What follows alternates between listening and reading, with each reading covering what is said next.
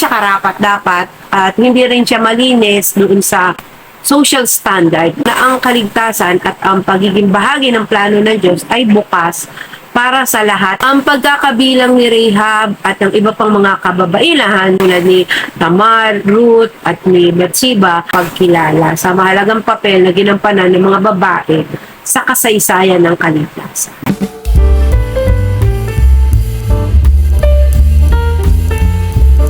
Magandang araw po sa inyong lahat. Ang ating pong tatalakayan sa araw na ito ay patungkol sa kasaysayan ng isang babae sa Biblia. Since ngayon po ay March, sinicelebrate natin ang buwan ng kababaihan. So, I would like to share with you a story sa Bible na ang tampok ay isang babae. Ang pangalan po niya ay si Rahab. Papamagatan po natin ang ating hayon ngayon na Redeemed, the Tale of Rahab's Courage and Grace. So, si Rahab ay isang babae na nabanggit sa Book of Joshua sa Old Testament ng Bible. Kilala siya bilang isang Rahab the prostitute o Rahab the harlot. So sa maraming salin ng Bible, yung terminong ito ginagamit hindi lang para tukuyin yung kanyang pinagkakakitaan o yung kanyang trabaho bilang isang prostitute, kundi ito rin yung sinasabi na siya ay nagmamay-ari ng isang panuluyan o yung hospitality business. So meron siyang motel nung time na yun, or hotel, ganyan. Kasi di ba sa kanya tumuloy yung dalawang espiya. Si Rahab ay inirahan sa Jericho, isa tong lungsod na matatagpuan sa Kanaan o yung lupang pangako. Ito yung sasakupin ng mga Israelita pagkatapos nilang umalis sa Egypt. Ang Jericho, ito yung isang sinaunang lungsod na matatagpuan sa teritoryo ngayon ng kasalukuyang West Bank sa Israel. Ito ay kilala bilang isa sa pinakalumang lungsod na until now ay may mga nakatira pa rin. Ito ay halagang location sa Bible sa kasaysayan ng mga Israelite, lalo na doon sa context ng pagsakop ng mga Israelita sa lupang pangako sa pamumuno ni Joshua. Ipinadala ni Joshua yung dalawang espiya upang magmasid sa Jericho bilang bahagi ng plano nila na sakupin ang lupang pangako o yung Kanaan. Itong si Rahab, itinago niya mga espiya na ito sa kanyang bubungan. At nung may naghahanap na sa kanila na mga makawal ng hari ng Jericho, sinabi niya na yung mga espiya ay umalis na. Pero ang totoo nito, itinago niya sa bubungan ang mga espiya. Iniligtas ni Rahab ang mga espiya na ito. Bilang kapalit, hiniling niya na i-spare sila ng mga Israelita sa pagsakop nila o wag silang gagambalay, wag silang papatayin. Maligtas naman yung kanilang buhay. Kasi sabi niya doon ay nanginig kami sa takot yung nabalitaan namin na ang Diyos ninyo ay gumagawa ng mga miracles. Nagkasundo naman sila, sumang-ayon din naman yung mga espiya sa kanya. Binigyan siya ng pulang lubid o pulang tali na itatali niya sa kanyang bintana. Sign ito na yung bahay na yon hindi dapat galawin ng mga sundalo ng mga Israelites sa pagsalakay nila doon sa lugar ng Jericho. Ang kwento ni Rahab ay nagtatampok ng kanyang pananampalataya sa Diyos ng Israel. Yung mga Diyos ng ibang lahi, aside from Israel that time, it's a pagan culture, pagan worship. Ito'y nagtatampok sa pananampalataya ni Rahab sa Diyos ng Israel. At ang kanyang kahandaang tumulong sa mga Israelita bilang ebidensya ng pananampalataya na yon. As a result, siya at ang kanyang pamilya ay naligtas ng sakupin na nga ng mga Israelita ang Jericho. Si Rahab ay nabanggit din naman sa New Testament. Ito ay sa Hebrew 11:31 na example ito ng pananampalataya na nagliligtas. At doon din naman po sa James 2 verse 5 Sinasabi naman po dito na ito, ang kasaysayan niya ay halimbawa naman ng mga gawa na nagpapakita ng pananampalataya.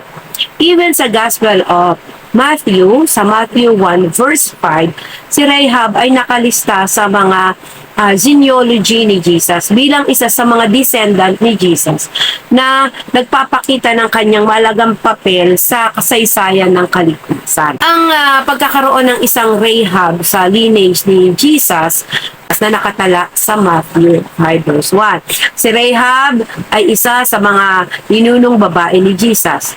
Sa talatang ito, nabanggit na si Rahab bilang ina ni Boaz, asawa siya ni Ruth, na naging ama ni Obed, na ama ni Jesse, na siya namang ama ni Haring David. Ang connection na ito ay mahalaga dahil si Haring David ang naging hari ng Israel at may pangako ang Diyos ng isang walang hanggang kaharian. Ito ay nauugnay sa kanyang angkan na kung saan tinutukoy nga si Jesus o yung Mesias o ang Kristo. Pagkakasama ni Rahab sa genealogy ni Jesus, ito ay mahalaga sa kadahilanan. Una, yung sa pananampalataya at pagbabago. Pananampalataya at pagbabago. Ang kwento ni Rahab, isang power of faith, pagbabago at pagtanggap unity of faith. Kahit na parang sa isang tao ay may nakaraan na maituturing, hindi siya karapat-dapat at hindi rin siya malinis doon sa social standard ng mga Israelites. Ipinapakita nito na ang kaligtasan at ang pagiging bahagi ng plano ng Diyos ay bukas para sa lahat na nananampalataya. Pangalawa, pagpapahalaga sa mga kababaihan. Noong unang panahon, sa mga genealogies, ang karaniwan na itatala lamang yung mga pangalan ng mga kalalakihan.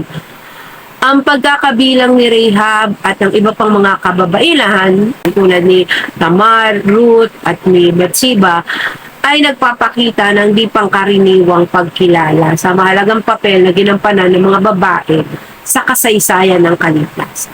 Ang pangatlo naman po, pagkakaisa ng Hudyo at ng Hentil. Pagkakaroon ni Rahab na isang Hentil or non-Jewish lineage sa lineage ni Jesus ay nagpapahiwatig ng isang eksklusibong kalikasan ng kanyang mission at ministeryo, ng kanyang mission and ministry na naglalayong pag-isahin hindi lamang ang mga Hudyo, kundi pati na rin ang mga Hentil sa ilalim ng bagong tipan na dinala ng Panginoong Jesucristo. Pang-apat naman, pagtupad ng propesiya. Ang pagsama ni Rahab sa lineage ni Jesus ay simbolo ng pagtupad ng mga propesiya sa lumang tipan na ang Mesyas ay magmumula si David. Ang kanyang kwento ay isa sa maraming patotoo sa pagpapatuloy na pagkilos ng Diyos sa kasaysayan upang maisakatuparan ang kanyang plano ng kaligtasan para sa sangkatauhan. Ang pagkakaroon ng Rahab sa genealogy ni Jesus ay isang makapangyarihang paalaala ng grasya at pagtubos. This is a powerful reminder for us that the grace and redemption of God ay walang pinipiling ang pag-ibig ng Diyos sa lahat ng tao, anuman ang kanyang nakaraan o anuman ang kanyang pinagmulan. Ang kwento ni Rahab ay puno ng mahalagang aral na maaari nating isapamuhay. So, here are some of the lessons that we can learn dito sa kwento ni Rahab. Unang-una, ang kahalagahan ng pananampalataya. So, yung importance of faith. Si Rahab ay isang halimbawa ng strong faith sa Diyos sa kabila ng kanyang pagiging isang hentil at ang kanyang nakaraan. Pinapakita niya ang kanyang pananampalataya sa pamamagitan ng paggawa, sa pagtulong niya sa mga espiya ng Israel. Ipinapaalala sa atin na ang tunay na pananampalataya ay nangangailangan ng paggawa. Diba? Ang pananampalataya na walang gawa ay patay. Pangalawa, pagbabago at pagtanggap. Ang kwento ni Rahab ay nagpapatunay na walang sino mang malayo para sa pagbabago at pagtanggap ng Diyos. Anuman ating nakaraan o kasalukuyang kagayan, maaari tayong magbago at maging bahagi ng plano ng Diyos. Pangatlo, pagpapahalaga sa pagiging bukas palad at matulungin. Si Rahab ay nagpapakita ng kahangahangang kabutihang loob sa pagtanggap at pagprotekta niya sa mga espiya. Nagbigay siya ng kanlungan sa kanila sa kabila ng panganib sa kanyang buhay. Ito ay nagtuturo sa atin ng kahalagahan ng pagtulong sa iba, lalo na sa mga nangangailangan. Kahit na ang kapalit nito ay ang ating buhay. Kahit may kapalit itong panganib. Pang-apat, kahalagahan ng pagkilos batay sa paniniwala. Hindi lamang sapat na naniniwala. Ipinakita ni Rahab na mahalaga rin ang paggawa batay sa paniniwalang iyon. Ang kanyang desisyon na itago ang mga espiya at ang kanyang paniniwala sa Diyos ng Israel ay nagpapakita na ang pananampalataya ay dapat na samahan ng gawa. Panglima, ang Diyos ay para sa lahat. Ang kwento ni Rahab ay nagpapakita na ang pagliligtas at biyaya ng Diyos ay hindi limitado sa isang partikular na grupo ng tao. Siya ay isang hentil na naging bahagi ng sambahayan ng Diyos at kalaunan naging isa sa mga ninuno ni Jesus. Ito ay nagpapakita na ang pag-ibig at biyaya ng Diyos ay para sa lahat, anuman ang kanyang lahi o anuman ang kanyang nakaraan. Pang-anim, ang kapangyarihan ng pagtitiwala sa Diyos. Sa gitna ng takot, kawalan ng katiyakan, ipinakita ni Rahab ang kanyang buong tiwala sa Diyos ng Israel. Ang kanyang pagkilos ay nagpapahiwatig ng isang malalim na pagtitiwala sa kapangyarihan at mga pangako ng Diyos. Isang aral na mahalaga sa bawat sumasampalataya. As a conclusion, sa istorya ni Rahab, binibigyan diin ang kanyang kahalagahan sa kasaysayan ng pananampalataya at kung paano siya naging bahagi ng genealogy ni Jesus. Ayon doon sa Gospel ng Matthew. Mula sa kanyang mapangahas sa pagtulong sa mga espiya ng Israel hanggang sa kanyang pananampalataya sa Diyos ng Israel, ang kanyang kwento ay nagtatapos sa pagkilala at pagtanggap sa kanya bilang kabahagi ng komunidad ng Israel. Ang kanyang pagbabagong buhay sa pagiging isang prostitute, patungo sa pagiging isang respetadong miyembro ng lipunan at kanyang papel sa linya ng mga ninuno ni Jesus ay nagpapakita ng kapangyarihan ng pagpapatawad at redemption. Sa huli, ang kwento ni Rahab ay isang patotoo na kung paano maaaring gamitin ng Diyos ang sinuman, anuman ang kanyang nakaraan, para sa kanyang layunin at sa kanyang kaluwalhatian.